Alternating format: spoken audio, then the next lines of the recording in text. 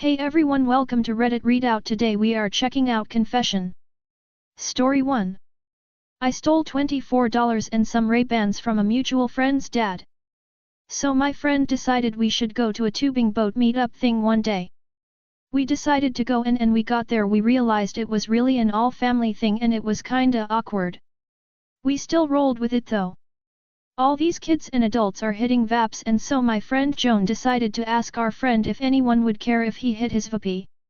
He said no, everyone was okay with it. The second Joan is done hitting the vape, this dude's dad grabs it, says oh wow nice man, and then launched it in the water. He starts laughing like it's hilarious and says nah, I'm just messing with you man. But like that's still a $20 or so device he threw away. We eventually decide to leave and since it was a hot day a lot of people vehicles windows were down. I see a big ass lifted truck that my friend said belonged to the dad and joked that the stereotype of lifted trucks is true. Once I realized it was the dad's truck a brilliant idea came to mind. I tell them I'm going to check the car for cash so he can buy another vape and maybe we can get food. So I hop in through the open window, check the center console and there's some quarters and $24 exactly. I quickly pocketed the cash and just out of curiosity I check the little storage space on the truck door and see a Ray-Bans leather case you get when you buy a pair of their sunglasses. I open it and a pair of golden aviators with brown leather on the tips is staring right back at me. Without thinking for a second whether it was too far, I took the sunglasses and the case and hopped out the window. Got back in the car and told them to start driving as I showed them my loot. Joan felt way better and the others said I definitely deserved the sunglasses. Only really has enough money for another vape and like 2 or 3 snacks I don't remember. I honestly don't really feel bad about taking the money but ever since then the sunglasses is really what makes me think. Even as I wear them it's always in the back of my mind that I stole it out of pure malice. Story 2. I've been getting free food from McDonald's for a few weeks now. I want to start this off by saying that this only works because I have 3 cars. And there are 4 different McDonald's locations near me. Sometimes I will drive to McDonald's, go around through the drive-thru, and then pull into the waiting parking spots that they have and just sit out there until an employee notices I'm out there. An employee will be giving someone their food and then they'll come up to my window and ask me how long I have been waiting. I say anywhere from 20 to 30 minutes and they immediately panic and ask what I had. I'll give them my order and then they'll give me food and apologize that they forgot about my food. The next day I will go to another location in my car and do this over and over until I've been to all locations in that car and then the next week I will just switch cars and do it all over again. One of the McDonald's has caught on but the other ones have not. I might be a bad person but I'm hungry when I'm coming off from work. And they keep raising their prices. Story 3. I stole stuffs from my classmates when I was in 2nd or 3rd grade. When I was in around 2nd or 3rd grade, don't remember properly, I stole stuffs from my classmates, stuffs like mechanical pencils, colorful erasers etc., nothing expensive. I had no reason to steal, but I did anyways. I stole for no reason. I don't know why I did it and one day I got caught red-handed. I stopped after then. I really do regret for what I did back then. And I am sorry for what I did. It's just that I don't know how to forget that incident. I know it's a very small thing. But still I can't forget this incident. Story 4. Probably not going to get this job because I provided a fake reference. So I got a job offer recently. And after I was offered the job, HR required me to give 5 references to email them a long survey. I have never had to give that many references before, I think that's ridiculous. I didn't even need references for my current position, the practice is antiquated. I was able to get 4 references, still waiting on one to do the survey. I stupidly did the last reference myself under a fake email, using the name of a former manager that probably doesn't remember me. I was desperate and frustrated, but that's no excuse. Now I'm probably not going to get this job, I'm sure they'll be able to find out what I did. I have no one to blame but myself. Don't lecture me cause I've already lectured myself. Edit, this thread got a lot of Story 5. Stole serrano pepper from grocery store because I'm lazy. I decided to make jalapeno salsa, so I needed about 7 or 8 jalapenos. Since I'm still working on the recipe, I decided to add a serrano pepper to give it some more heat. I was too lazy to get a new produce bag and twist tie for a single serrano pepper, so I just threw one into my bag of jalapenos. I was worried that the cashier was going to spot the contraband pepper during checkout, but I got lucky, I guess. I hope the bad karma from stealing doesn't ruin my salsa. Story 6. I regularly drove drunk with a packed truck for over 3 years. Title says it all. Between the ages of 19 and 23, whenever my friends and I would go out and drink, I was the DDD designated drunk driver. I had a vehicle that could fit us all, and we never left until closing time, 2:30, so the roads were always quiet. Sometimes I would wake up in my bed the next morning and have no recollection of how I got there, only to learn from my friends I drove them all home without incident. This happened a few dozen times a year, and never once was there any sort of accident. I'm a fairly well-composed drunk, and can clean off a 26-ounce over the course of a couple hours and still hold conversation. No one was ever unaware that I was drunk. They all willingly, even eagerly, got in the truck with me at the wheel.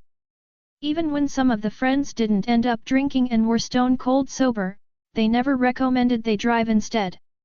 There was even a running joke that I was a better/safer driver when I was drunk. I do tend to speed when driving regularly, but allegedly whenever I was drunk I was dead on the speed limit. Thankfully, I've stopped doing this as of late.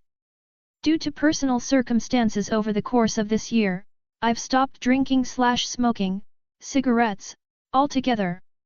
I don't know why, just didn't feel like doing it anymore.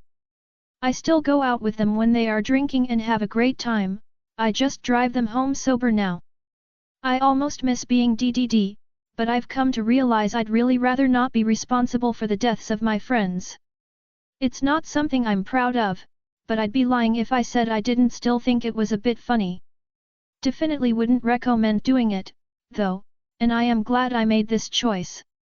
I consider myself exceptionally fortunate that nothing ever happened, and I hope to continue leading a much more responsible life from now on.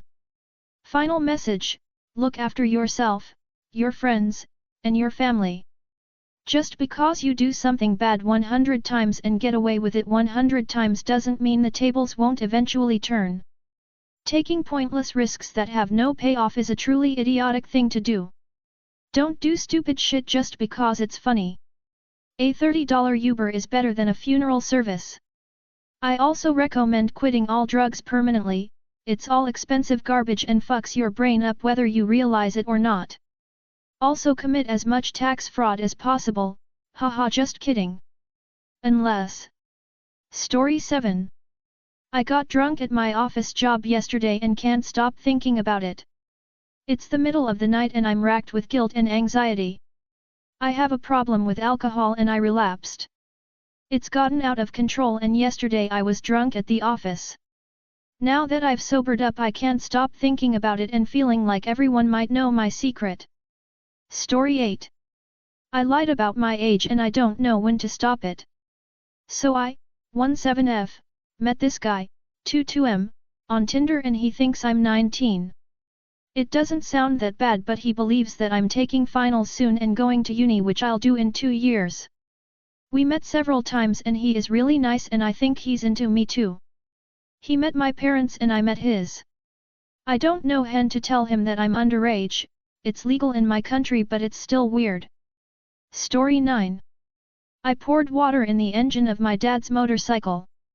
There's not much to it. I was younger, my dad made me mad and coincidentally there was a bucket full of water sitting on the sidewalk next to us. I picked it up, poured it in the engine, and that was that. Shortly after, he tried to start it up and it didn't work. Years later, he's dead and the motorcycle is still broken sitting in our front yard. Sad face. Story 10. I stole money from my grandma as a kid and let my brother take the blame. I was a bit of a klepto as a kid. My friends and I stole little things from the store but after getting caught, I was too scared to try again. But then I found out that my grandma, who lived with us, had a vase full of cash she was saving. I was going out with friends so I stole a $20. Not like she'd notice, right? It was opaque and on a high shelf, so you couldn't see its contents. She'd never know.